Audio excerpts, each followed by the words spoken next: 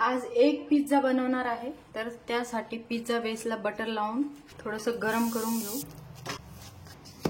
याच पॅन मध्ये थोडंसं बटर टाकून एक ऑमलेट बनवून घेऊ। थोडंसं मीठ,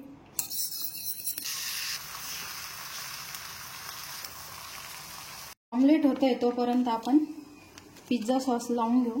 पिझ्झा सॉस, मेयोनीज, थोडीशी शेजवान चटणी, हे सगळं स्प्रेड करून घेऊ।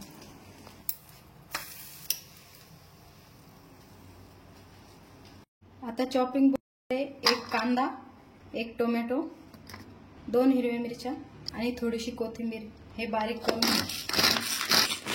पॅन मध्ये थोडंसं बटर टाकू आणि थोडंसं तेल, थोडेसे जिरे टाकून घेऊ। आता चॉप केलेला कांदा, टोमॅटो टाकू।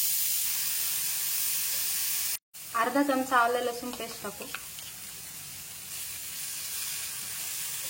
यात लाल मिरची पावडर, थोडीशी हळद, धने जिरे पावडर, गरम मसाला, पावभाजी मसाला आणि चवीपुरतं मीठ टाकून सगळं मिक्स करून घेऊ।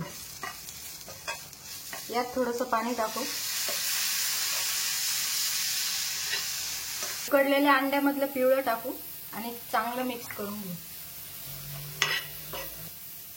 थोडंसं अजून पाणी टाकू।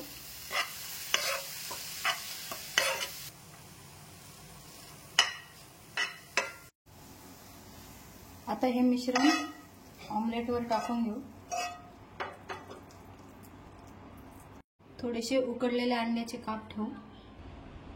वरतून भरपूर चीज टाकू। थोडेसे चिली फ्लेक्स, ओरेगानो।